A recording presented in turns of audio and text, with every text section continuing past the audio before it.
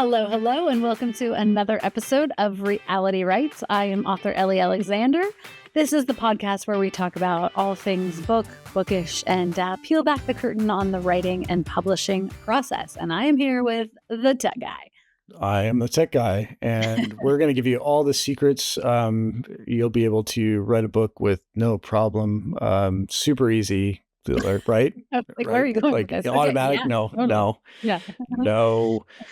No, but we are going to give it to you real. It's the real talk, right? So if it's something is hard, we're going to tell you it's hard, but we're going to show you how to get through it and, put in the work and then from a reader perspective, we're going to give you all the dirty behind the scenes laundry.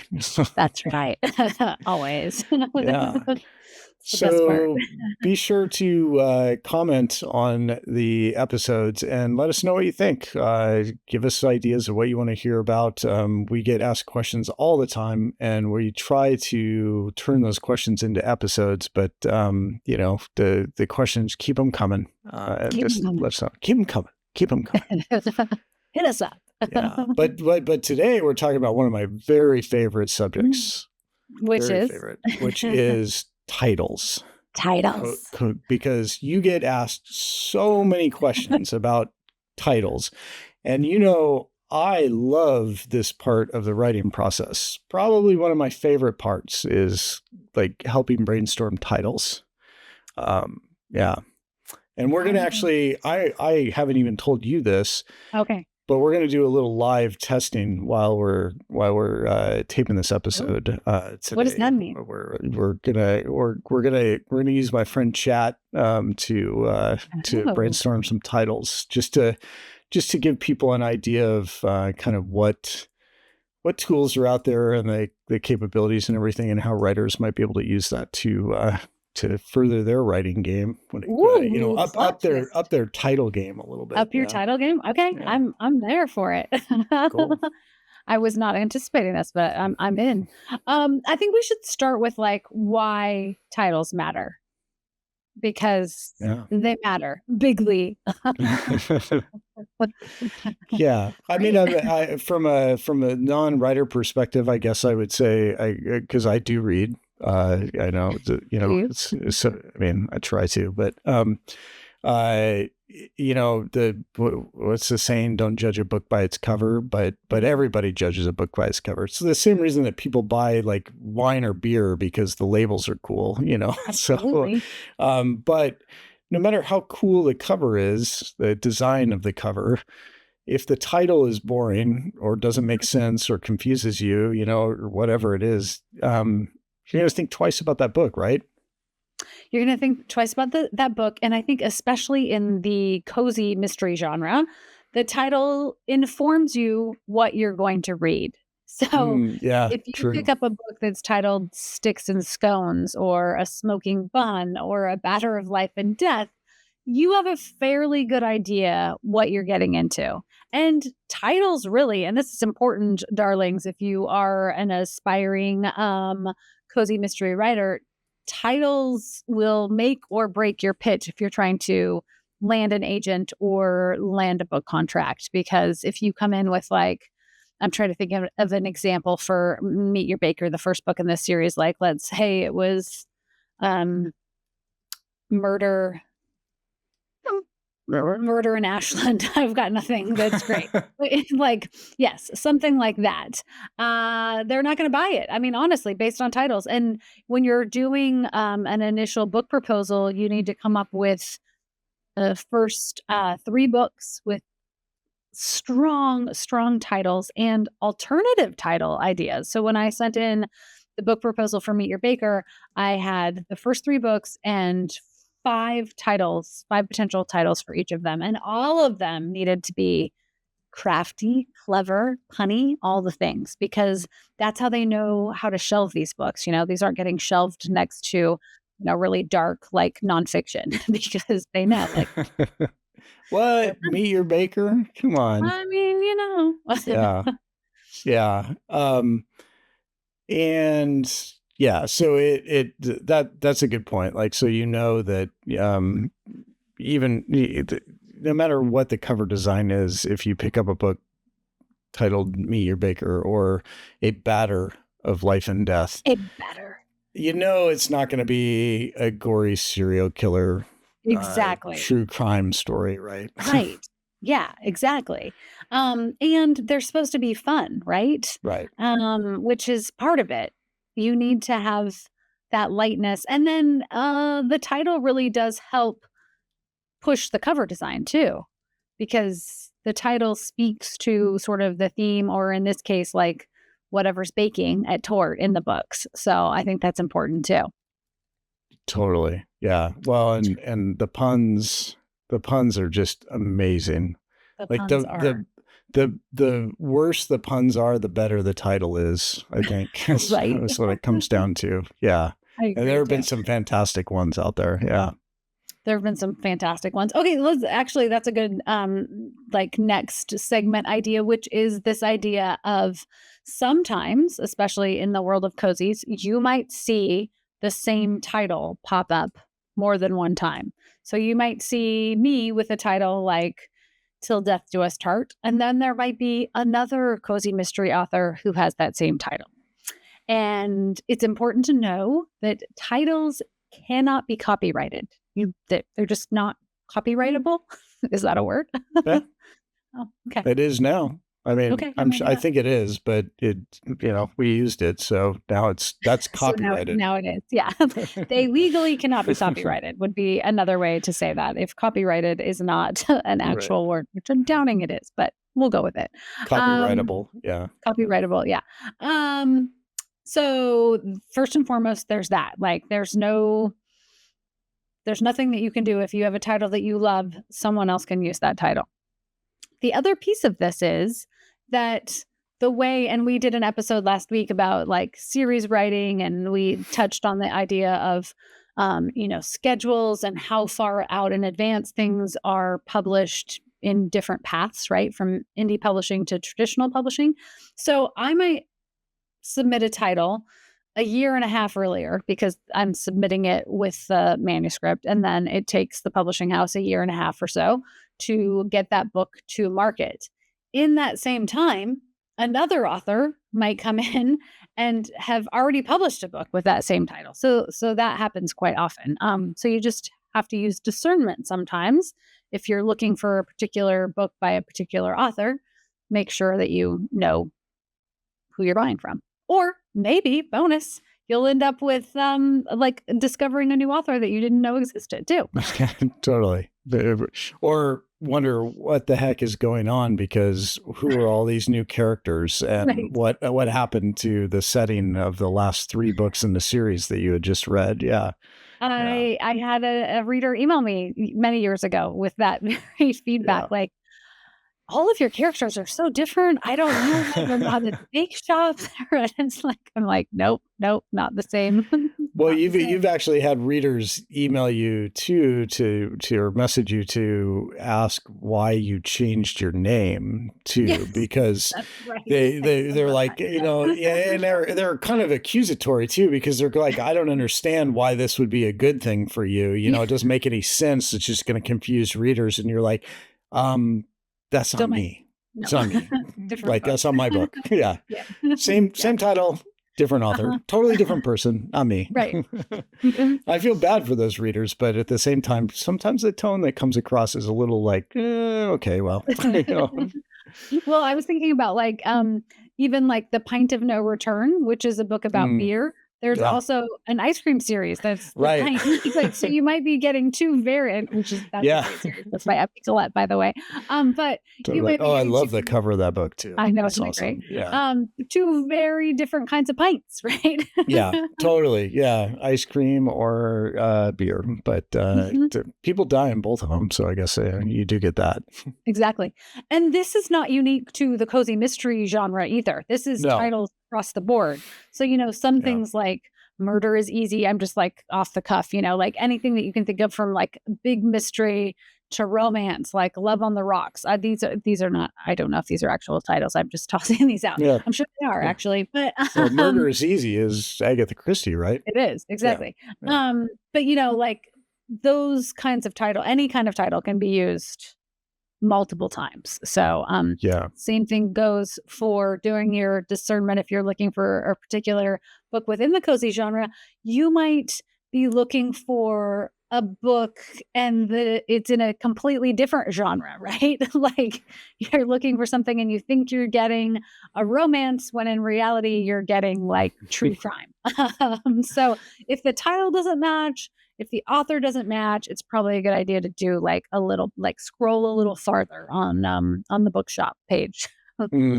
Totally. Yeah. It's yeah. And if you start one of the books and all of the characters have changed, chances are good that you got the wrong one. Might be a little clue there, a little nugget. Maybe a big clue. Yeah. Maybe. I don't know. Who's to say? The other question I get asked so often is like, how do I come up with titles? And it's been a family affair. Totally. I'm for people just listening, not watching, I'm just celebrating because this is honestly my favorite part of the whole process is getting to brainstorm this. We've had many dinners, especially when Sky Guy was little, where we're brainstorming murder titles around the dinner table. And totally. I'm like, oh, no. What's terrible parents. Yeah, I know. I came up with a new name for murder last night with my mom. Because there's sort of some key factors that need to happen. You need to have something that is a play on murder or crime, some sort of idiom in that way, as well as something that ties into the theme of the book. And you got really excited once I began writing the Sloane Krause series because it was a lot of beer puns. A lot of beer puns. And I was good at those. Yeah. I know. I think 3 of those titles are from you. Yeah. Yeah, the 3 best ones for those darlings listening. Wow! I'll let them be the judge, though. I don't want to influence anyone's, opinions. Yeah. So usually, what I'll do is I'll start with like a theme of a book. I always have a working title while I'm writing a first draft, and that is not always. I would say maybe 65-75% of the time that ends up being the final title, but it changes quite a bit, especially based on sort of, if we're talking bake shop, like the food by the time I get to the end of it, or just like the sense of the book once I'm done.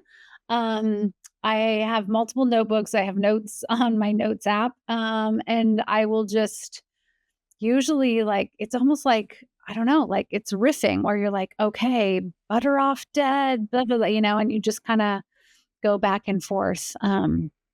I still have lengthy lists of titles that I have not used. Yeah. The other thing is, if you're going the traditional route, that the publishing house usually has the final say. And so sometimes I will submit a title that I really love and they'll have another idea. So that's happened in the past. Sometimes I will be like, oh, here's my working title. I'm not in love with it. And my editor and or the editorial team will get to work and they will brainstorm. So like Mocha She Wrote was my editor's title, and I absolutely love that. Over on Patreon, some of my patrons have come up with titles. In fact, the last 2 titles for the Bake Shop, Sticks and Scones was Andrew's title, and Killing Me Souffle was Kat's title suggestion. So I think that's so fun to collaborate and give readers give you darlings a little synopsis of what the book's about, and then see like, where does that take you? That's actually that's a good point. It just made me think of a question.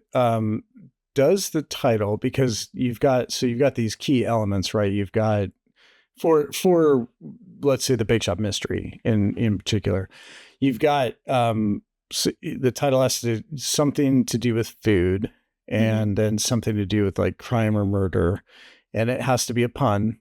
But does the title have to match like the theme of the book or the plot of the book? Yeah, I know. I mean, I kind of think so a little bit, like, On Thin Icing, for example, which is book 3 in the series, that book is set up at Lake of the Woods. It's set at like wintertime. It's snowy. There's a fire in the lodge. They're like all warm and cozy. So On Thin Icing makes so much sense because then the cover design got to be this like beautiful picture of the lodge and the snowy mountains. And that wouldn't have worked as well with something like A Crime of Passion Fruit, which is a book that Jules is out on the cruise ship on. So I do think there should be some level of the theme that comes through. Those two books in particular, though, kind of hit on all the marks because they not only did they touch on the theme, but they hit on seasonality in the books too. Because On Thin Icing, sure, you could be on thin ice in the middle of summer, but for like as far as the saying goes, but the fact that it was set at winter and everything, and then Crime of Passion Fruit, you think of passion fruit being tropical. They were in the tropics, like it all fits, it all matches. Yeah, or like Till Death Do Us Part, it's a wedding. It's a wedding, right. So that falls in line. A Cup of Holiday Fear is set at Christmas time. Catch Me If You Candy is a Halloween book, so like I think it does. Now there are some others that are a little more I don't know, general, like Muffin But the Truth. But she's baking muffins. She's baking muffins, yeah. Yeah. Yeah, exactly. but we've seen, but it is so okay. So it does matter, but there's more to it than just saying like. And I'm again because Bake Shop has been such a big part of our lives for a long time now. I'm thinking just in terms of that, it's food, it's crime, it's murder, but you can't just say like Cupcake Dead. Right, exactly. I mean, apologies to any writers out there who might have a book titled Cupcake Dead, but I'm just like, for me personally, I'm going to look at that and go, yeah, I don't know about that one. Right. Yeah. Although so for my secret bookcase mysteries, we had a long discussion about that because originally I was sort of taking the path of like puns on bookstores or Agatha Christie and like, going all in with bookish things. And we went back and forth, my editor and I, and landed on the fact that yes, this series is still like it hits all the cozy notes, but it's slightly darker. If you haven't read the series, darlings, like this, it's not going to keep you up at night, but it has some slightly heavier themes. And if you've read Agatha Christie, like the body count is high in her books. She gets deemed like the queen of the cozies, but they're not so cozy. Like they're pretty dark. They're pretty dark, and there's a lot of open real estate offerings after an episode of one of her, in the English villages, because like when 6 people die in a village of like, even 1,000, like that's huge. That's terrifying. Yeah. Yeah. Yeah. And she touches on darker themes too, anyway. So because that's really the inspiration of this series, and this series has a subplot running through it of Annie's best friend Scarlett, who was murdered in college. This is not a spoiler, darlings, if you haven't read the series. Like we learned this. I know we learned this in book 1. It's on the back cover of book 1. Okay. So it's all right.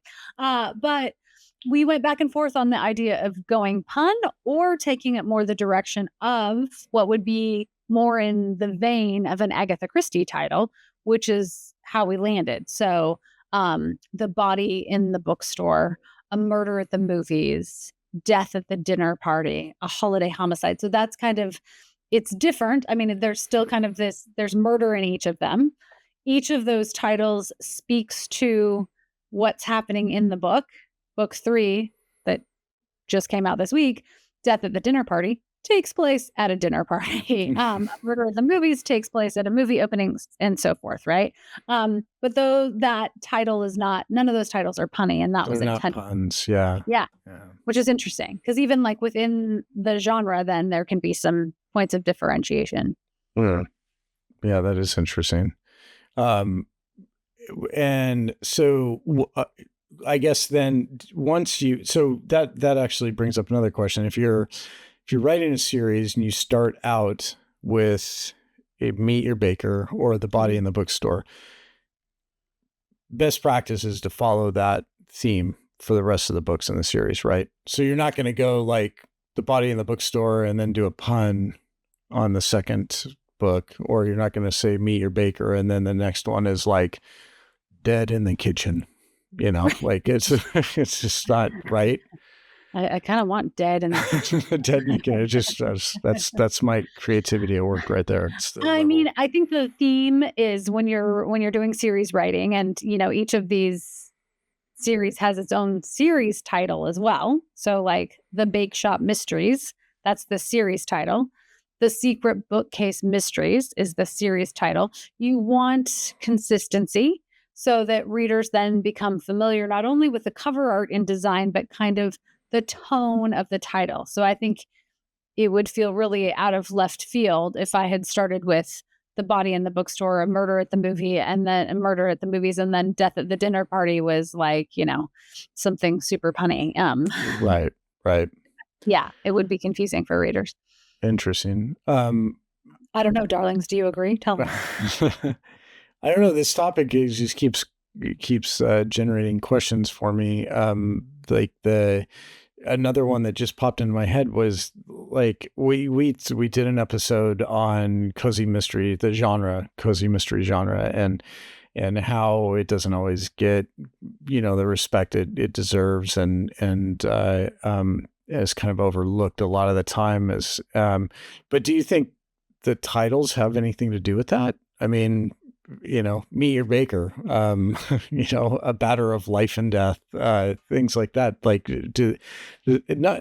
does that contribute to that at all? Do you think? I'm sure it does. Yeah. Okay. Because I think, there's this sense then if something's punny and kind of tongue in cheek and lighthearted, that then the content might be flippant or fluffy or all of those things, which is not necessarily at all true. I mean, if you're picking up a title Beyond a Reasonable Stout, that was one of the Tech Guys titles, by the way. If you're picking up that, you probably know, you get a sense of what the read is going to be. But I do think that there's a judgment base that may or may not be legitimate when it comes to titles in the cozy. Yeah, that's too bad. Like writing them is any less work. Or it takes any less creativity. Yeah. No, not at all. And the titles sometimes take a long time too. Like oftentimes I will be stumped on a title for a long time. And it's like, oh, then once you finally hit on it, it's like, yes, okay, there it is. I've been waiting for it. Meet Your Baker cracks me up though, because I would say out of all of the titles that I've done, I have more readers confused by that one. I know like what the pun is. Well, and that's another one that works so well as an introductory book to the series, because it's like it works on so many different levels. But for those darlings out there that are listening, just replace the B and Baker with an M, and there you go. Meet Your Maker. I used to always pretend like I had a knife, like Meet Your Maker. Yeah. But I was like, me, I love Easter eggs. It's my Taylor Swift in me. And I loved Meet Your Baker as a title for all those reasons. Like there are so many like layers and subtext that you can pull out of it. But I remember, especially early on, when I would go and do book talks and people would be like, I don't get the pun though. Yeah. Really? Yeah. Okay. Cup of Holiday Fear is another one that I've seen come up a lot. It's like, it's like cheer, cup of holiday cheer, have a cup of holiday cheer. I don't know. I mean, I know they're not always going to be obvious, I guess, but to everyone, but yeah. But I mean, I kind of think that should be part of the fun, that, you have to work out that first. That's your first little clue that you have to figure out before you start reading. Like, okay, totally. Yeah. Let's go in murder solving mode here. Yeah. Start with the title, work your way back. There have been a bunch of titles that didn't make the cut that I would send in. One of the early ones for beer that I still like as a title was Dead on Draft. Yeah. But they didn't love that for some reason. They thought it was confusing. I was thinking draft, beer, but Well, there was I can't remember which bake shop it was, but I remember when you were writing it, you had one title in mind, but you weren't totally set on it. You got all the way through writing the book, and then I can't remember who came up with the title, you or maybe your editor at the time, but you came up with a perfect title for it, and then you had to like go back and like change whatever the main thing that Jules was baking at the time. Yeah. No, that just happened in Sticks and Scones because that was Andrew's title. Oh yeah, there you go. Yeah. Okay. And I did not have a single scone recipe in the book because that hadn't been the title. And I was like, oh my gosh, brilliant. Love this title. So then I frantically had to go back and not only bake some scones. I think we talked about this. Yeah, I had to bake scones. And then I also had to go back through the manuscript and find some spots for Jules to also be baking scones. So exactly. And I remember you sweating that because it's like, okay, well, you've written the book, you've gone back, you've edited, you've done your layering, everything. And now you have to go, oh, geez, now I have to go back and find natural places to like insert. Oh, well, Jules be making a batch of scones for whatever reason and have it make sense. Yeah. So it worked, but yeah. Okay. I'm intrigued. What is your like live plan? In terms so I mean, there's like, right, the generative AI is right, like, you know, it's having its moment. It's going to continue to, its moment is going to be forever now, but so I was like, well, let's just see, let's look up. So I'm going to type out real quick just a real crappy little prompt here, but like to act as a cozy mystery author and create a list of titles that involve food, murder, or crime, and use puns to make them humorous.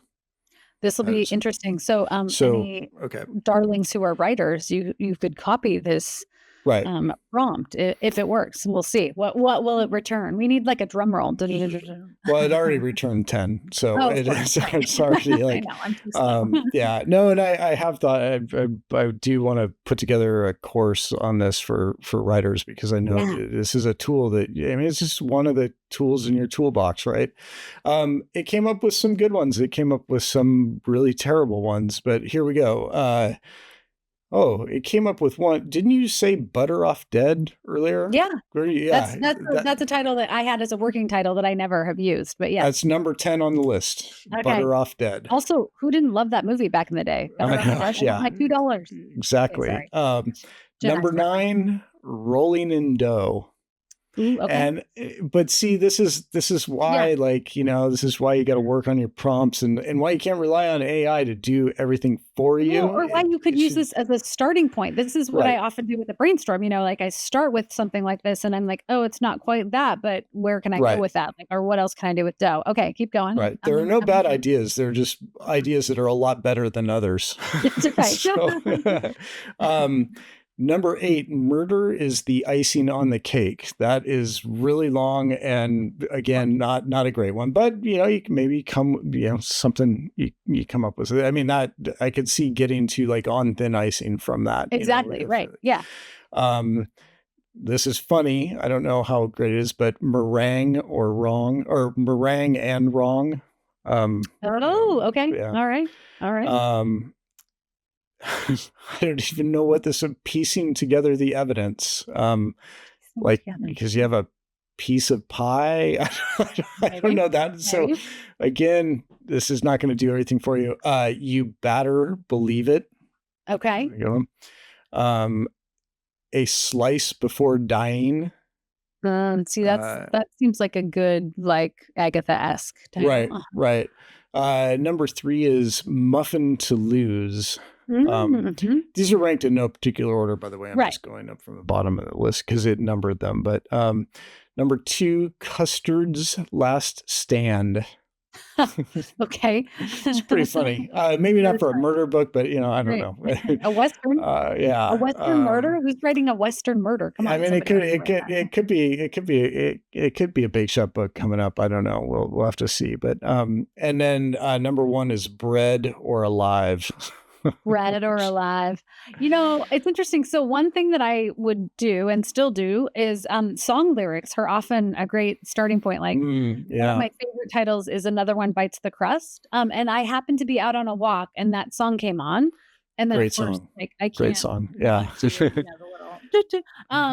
So that's a great starting point. But I do like the idea of AI for things like this because I'll search idioms. I'll usually start with a word, an ingredient, something like batter. Okay, like how many ways can I use batter? And then, you go from there. So, if this is a launching tool for a new darling who's working on titles, go for it, I say. Yeah. Yeah. And I like, again, for the purposes of this episode, that was a really quick and dirty prompt, but yeah, I could have like put so many more qualifiers in there. Right. And I could have told it, I could have put limiters in as well and like really dialed it in to get better or to get closer. But you saying idioms reminds me that like, in the old days, back in my day, before before AI,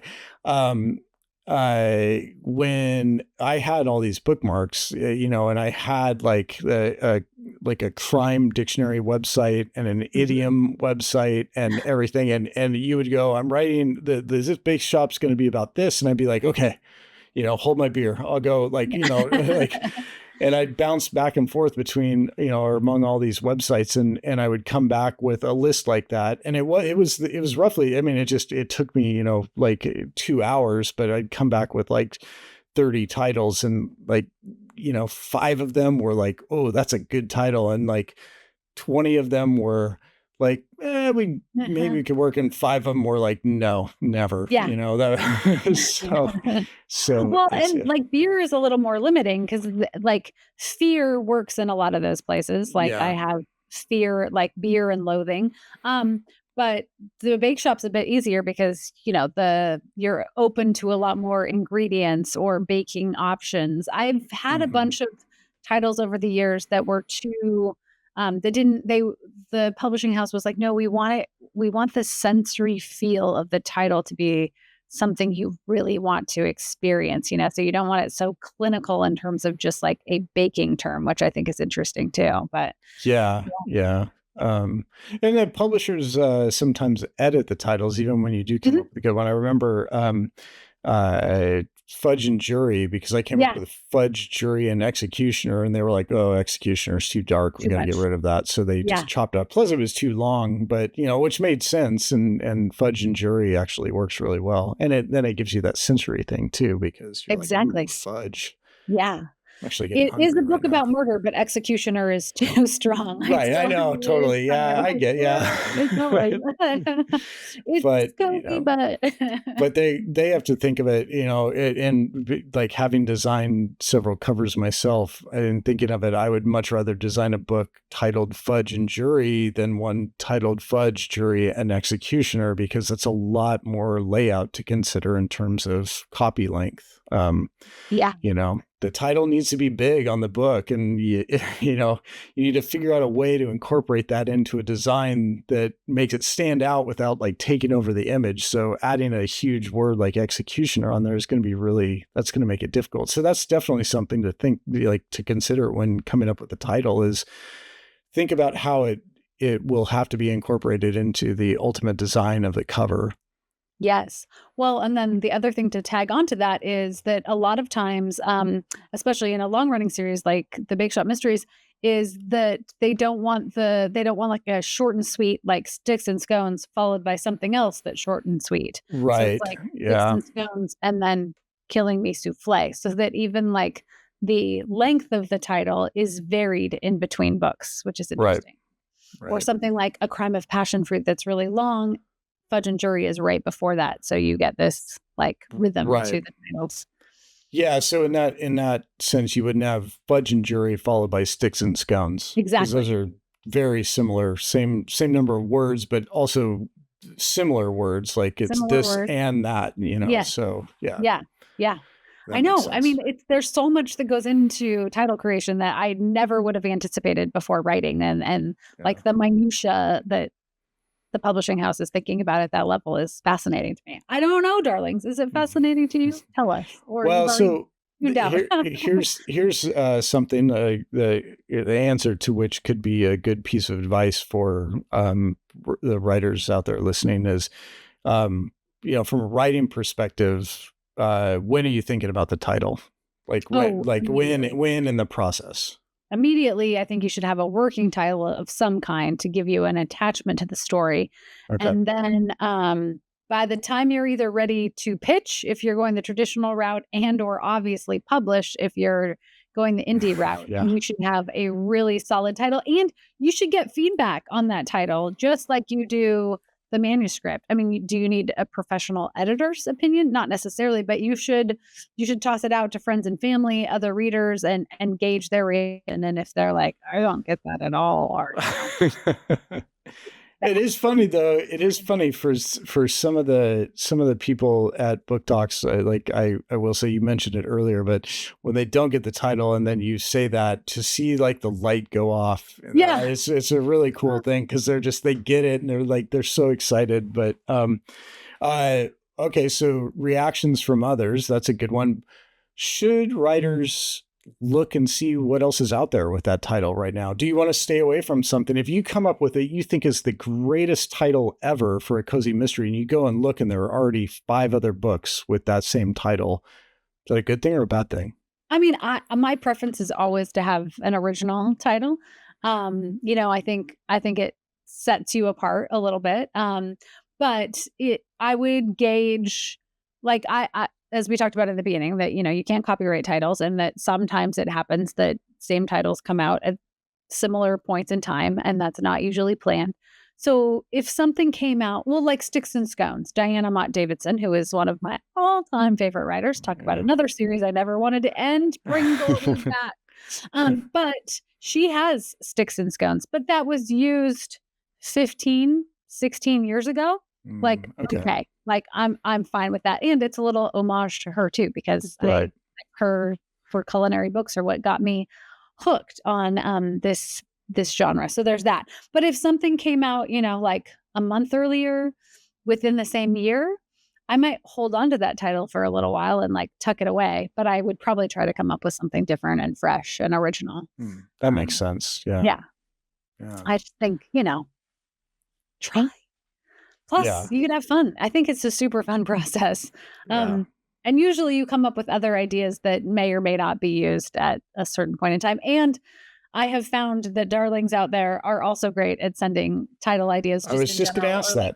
Suggesting that, I always leave a book talk with sorry, I was going to mimic a little sticky note of title ideas. So I was just going to ask that, because you talked about how some of your patrons have come up with titles that you've actually ended up using and given them credit for and everything. But you do get title suggestions from readers all the time. So that's something definitely that you enjoy.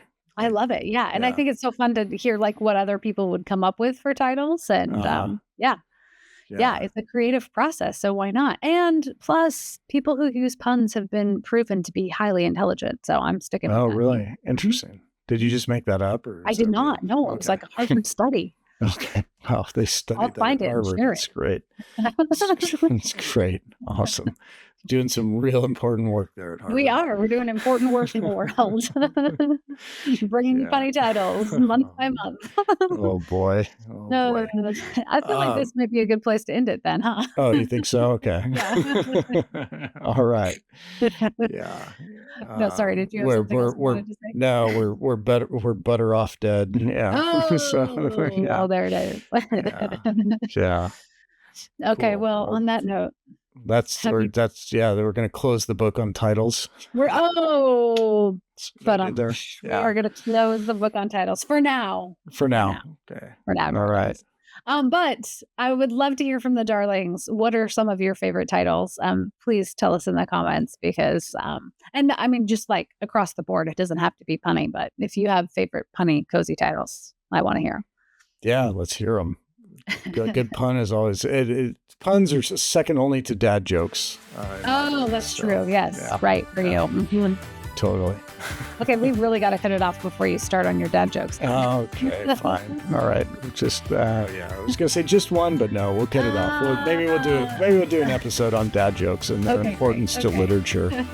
I'm sure that's a Harvard study too. So probably. I'll find it. Yeah. On that note, until next time. Until next time.